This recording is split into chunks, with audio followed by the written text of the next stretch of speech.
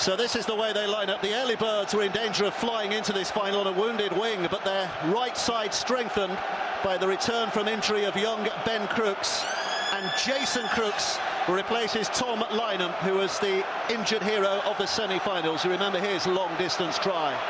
Wigan back to full strength for the first time in a long time, but the mercurial Sam Tompkins only returned last week, and Sean O'Loughlin hasn't played since the semi-finals because of a calf strain. Pat Richards has made kicking off a bit of a speciality, so he'll be looking to spiral this high and cause the young Hull fullback Jamie Shaw a few problems maybe right from the very start. It's been raining all morning. The pitch is slippery and slithery, and this particular rugby league ball does not have the best of reputations in this weather. But what about that from Richards? A mistake right from the off.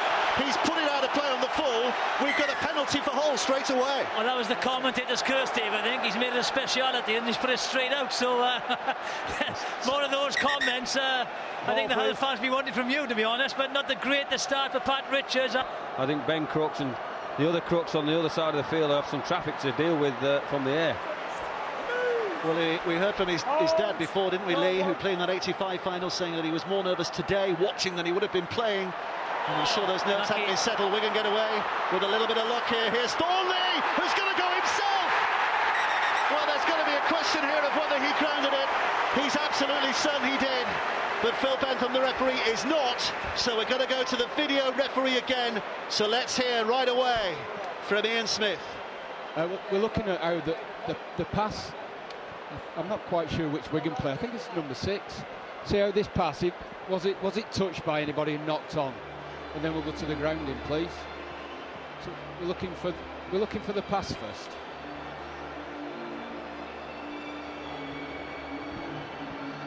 Yep. This pass now. Yeah, it's just gone back. There's no knock on. There's no knock on there. So continue to the grounding, please. The camera in the corner. Yeah, just the grounding now, please. Just nice and slow, please. There's not a double movement. So we're just looking for any separation. So run it through nice and slow. He's got a grip in both hands. He's still got it. Just pause it there. That's the try.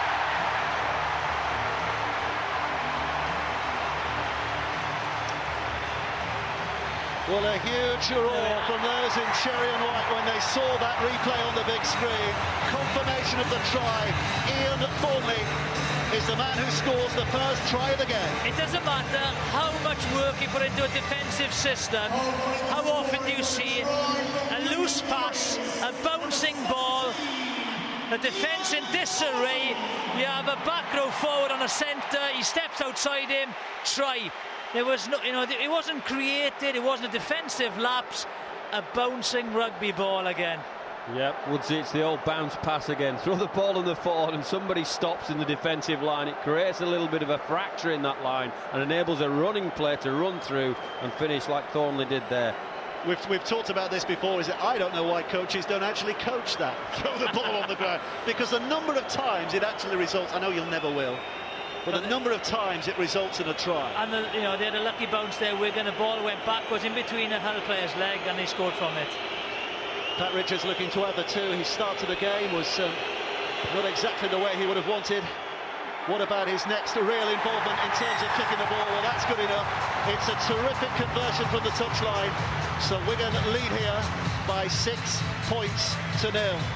Midway through this first half, just beyond, and Ian Thornley, the try scorer. There's the bouncing ball.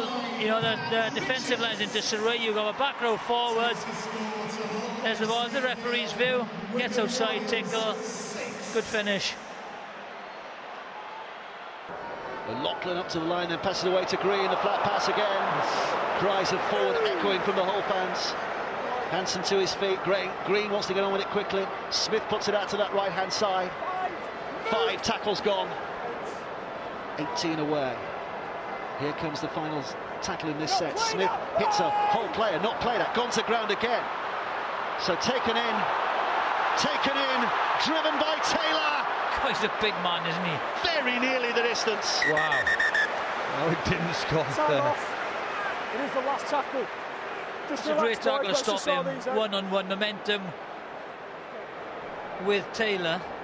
I think it's a late, I think I saw late. I think I saw a late hit in back play on the kicker. Tim Roby, the touch judge. Let's see what he says. We'll take that. We'll take that. Where is he? Sir. I think it's going to be a penalty for Wigan here, isn't it? Richard. Everything's a late hit on a kick in the ball. Second. Just going to speak to Richard. Yeah. Richard Whiting has been Richard called got a out. late challenge here. Okay. So that would have been a penalty. We've played advantage and then we've ended up with a penalty here on a high tackle. So we'll go with a high tackle. Is this about right, boys? I think they only had a chance of 2 penalties to give there, and he's given the advantage. I'd kick this, Brian. Definitely kick this. Yeah, me too. It kicks this, it increases the pressure on Hull to get more than the 1 score when they're still in the game and they're fighting for things. I mean, early in the second half, both teams are capable of scoring lots of points, but the weather conditions, I don't think it's not going to be a high-scoring game, is it? Looking for the ball now. There's the high tackle. It's a great tackle by Shaw. Look at him, does well to get on the side of him and hold him up for his mates to come in and help him. Otherwise, that was going to be a 6-pointer. And this is the late hit. This is the one I saw in back play. Little kick. Could have pulled out. With use of the shoulder as well, there wasn't there? Which doubles the indemnity.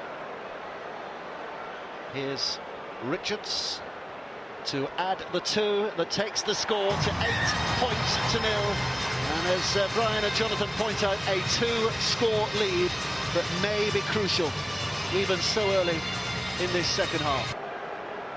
So a couple of tackles again for Wigan to knock hard at this Hull door. Smith slides it in. It's Tompkins who went after it, but Shaw's got there first, and Shaw runs it clear. Oh, he's got clear. This is Jamie Shaw putting the foot down over the 30 metres. He goes down. Charles is chasing back. Great Makes the tackle, knocks them all away. Dropped on by a very relieved Wigan, but Jamie Shaw came close to sprinkling stardust on this Wembley final. Great play by Shaw, and what clever play by Charnley. Just watch the tackle. He goes back, knocks it out of the board. Great play by both players. Just didn't have the legs. That'll inspire Hull. Well, that's lifted the crowd on both sides. Great tackle that is. John and I just talking in the studio a bit at the moment. They look very fatigued at the moment, Hull. And every time when the team's behind, they talk about the tempo. They need to make it quick and obviously turn the sword back on the opposition.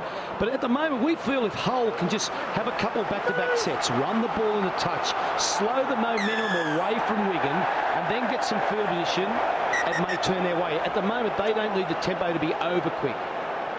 Well, they've stopped the game here because Daryl Golding, I think, might have been knocked out here.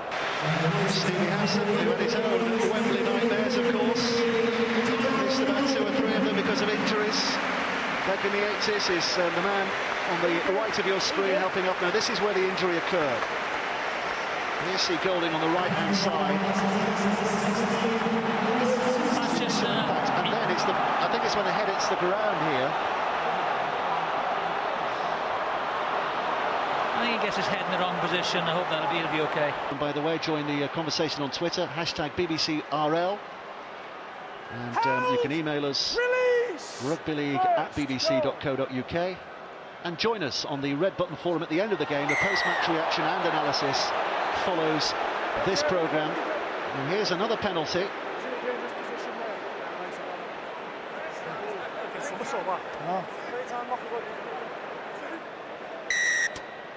Jeremiah wants the legs go up beyond the horizontal, which I don't think there's any arguments about that. It is quite naturally a penalty kick. So Pat Richards looking for his 3rd success of the day. It is over. Yes, the flags are up to confirm. So 10 points to 0. Richards takes his personal tally for the day to 6 points. Twist and a turn by Scott Taylor. Hold. McAlorum at dummy half. Hull's defenders waiting. Still the hit's going. Dudson picks himself up. McAlorum moves it left. Green. Here's Tewson. Chris Tewson. He's carried that well. Move on the line, boys. McAlorum looking left, O'Loughlin, quick hands, Thornley, whose try in the 23rd minute, the only of the game, only one of the games, seems an awful long time ago, doesn't it? What's your crouching, fellas? Here's McAlorum again. Green with a kick, shallow. Tompkins comes in off it, Sam Tompkins wins it for Wigan. In the style that we've become accustomed to, the delight is unbounded. A Challenge Cup final win before he passed for the NRL, unless he was offside. We're going to the video referee, Ian Smith. I think it's a tight call. We're looking for onside. Is Tompkins onside? Yeah, we can freeze it on the kick, please. Pause it there. Now you need to, jog it back on his foot. Pause. The two just inside are offside, but run it through. Yeah, I'm happy with Tompkins is onside. Yeah, run it through. Happy with that. There's no hold play waiting for the ball, so the 10-metre rule doesn't apply for anybody else. As long as Tompkins is onside, which he is, and the grounding's fine. That's a try.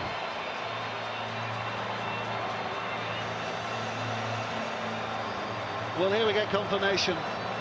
The joining jack signal shown by Sam Tompkins. The try is confirmed.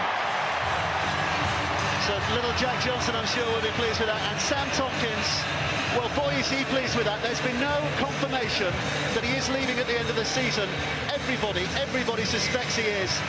And I suggest the emotion he's showing here, having scored a try in a Challenge Cup final for Wigan, in what might be his last Challenge Cup final for Wigan, gives away that he is leaving at the end of the year.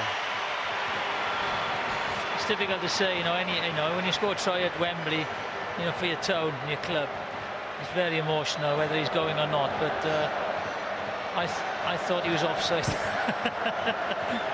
But yeah. Well, let's reflect on what a dominant show it's been from Wigan territorially, and they've scored enough points to win the final, and justifiably so. Their crowd and coach will be really proud of the team, and Sam Tompkins finishes. Well, the hooter sounds. Pat Richards puts a kick over. Sam Tompkins announced himself, but he scored 5 tries on his Wigan debut in a Challenge Cup appearance against Whitehaven, and in what might be his last Challenge Cup appearance for Wigan, he scores the last try of what has been a memorable final from Wigan's point of view. They've won this by 16 points to 0, and they are delighted. Matty Smith, congratulations to him, a Lance Todd Trophy winner. It's been hard graft, and Hull, I'm sure, will be mightily disappointed, not just at the defeats, but the manner of the defeats. And I'm sure they'll look back at that and thought they could have contributed so much more had they simply kept the ball in their hands longer than they did. Not that they're complaining, not that they're bothered. 16-0 is what the history books say. Compare that to this, the smiles of those in cherry and white. Sam Tompkins, who's utterly delighted that he scored that try right at the end to cap this Wigan win. Pat Richards, the end of his Wigan career at the end of this season. This is the last Challenge Cup final that he'll play in, and what a way he's finished. And Lee Mossop on his way out as well at the end of the year. He's on his way to Australia. Many of these will be back, they hope, for another taste of this in the year ahead. Young Logan Tompkins coming up the steps there, latest in that family tree to taste Wembley glory. And Sean Wayne, heart and soul a Wiganer, and now the winning Wigan coach following his players up the steps. How proud he will be.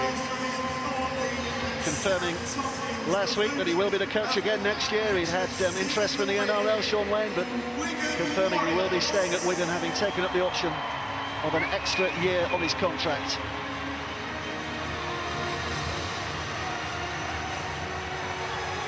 Not everybody's delighted. Big hug from Blake Green for his coach. And here's Sean O'Loughlin. His dad, Kieran, played here for Widnes in 1984. Uncle Kevin was quite a player. Brother-in-law Andy Farrell made his own legacy in this code and the other. And now Sean O'Loughlin is adding to his personal legacy. by becoming the 19th time a Wigan skipper has lifted this famous old trophy in its 112-year history. A record-extending figure. Well, the cherry and white ribbons are on. Is he going to share this duty? Is he going to share this duty or lift it by himself? He's going to take it down the line. He's taking it down the line, and they're all going to hand in this. Sean O'Loughlin lifts that trophy. Wigan, the Challenge Cup winners in 2013. It's a job he did 2 years ago, and he gets a return trip again. And just like their football neighbours, Wigan Athletic, it's a Wembley occasion that belongs to the town of Wigan. Challenge Cup and FA Cup winners in 1 year. For a town the size of Wigan, that is quite a feat. Sam Tompkins looking for familiar faces in the crowd here, or is he just looking for his winner's medal? He's not picked up his winner's medal. And round the neck it goes. And Matty Smith, the Lance Top Trophy winner, lifting it as well. It'll go all along the line. It hasn't been necessarily the most memorable of finals, but Wigan Rugby League Club don't care. They've got their hands on that famous old trophy yet again.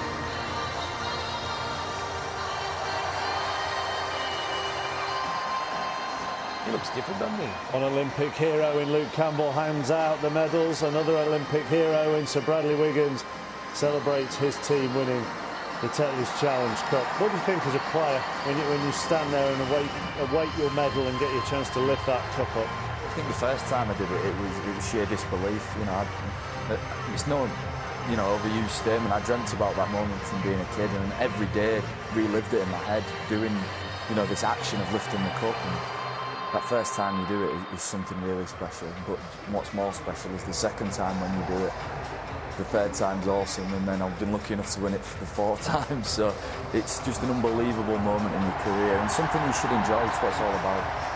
And also, for some of these Wigan players, let's put the future of Sam Tompkins to one side, but for some of these Wigan players, it is a goodbye. All right, there's still, maybe for them the grand final to come, we don't know, depending on how the playoffs work out. As far as the Challenge Cup is concerned, for some Wigan players, Pat Richards, this is a goodbye. Yeah, but when it happens, I was just saying before, you think life could never get better, and all you think about is the moment, and you don't think too much, this could be my last game with Pat Richards, or Pat thinks it's my last game in the Challenge Cup final. He just thinks about the occasion, and I can imagine what Pat's thinking too. In Australia, this is a very important event, because it's an event where some great Australians and coaches and players have walked up the steps, so he'd be thinking that he's in that category now. But as a group, they just want to enjoy the occasion, and as young fellas, I'm sure they'll enjoy it tonight. And we heard from Tanya talking to Sean Wayne there as well, Brian Noble, played all the way through that 85 campaign and then missed the final, so he kind of said it was unfinished business. A couple of years ago, he was the assistant coach. Again, he said it didn't really feel like his victory. And this year, he's lost his father. And so this is a very emotional day for sure. My word, and a fabulous occasion, a fabulous moment for him that will stay with him for all that time as well. And it's cemented his presence with this Wigan group, because he did take over from Madge, the previous coach, and he's now there and he's established and he's running a good ship. He runs a tight ship, and and his name's in the folklore of Wigan history if it wasn't already. And how important, just from a British coach, from a Wigan born and bred, for a man who has this club coursing through his veins. Oh, it's massive, He's done an apprenticeship. That's what I think is really important in coaching. You do an apprenticeship. He's worked his way from the juniors through to assistant. He's had a big bearing on a lot of these players' advancement through the ranks. And I always say, it doesn't matter if you're English or Australian, you need to have a foundation, and he's had it. He's earned his right, I believe, now. And I think it means a lot too for Wigan to have him as coach, because he brings a lot of the DNA they had from the old Wembley. And I think that's pretty important. And sometimes that emotion, it can be the difference as the technical. It's that the people who made the most to take to a hold today were their halfbacks, the people who touched the ball, you expect to get so your rudder was helpless today. Like losing your rudder from a ship, but I thought the big blokes did a good job in laying the platform. They just couldn't find any kind of deception or any kind of quality. And with this wet weather, you need a rudder, don't you, mate? Certainly do.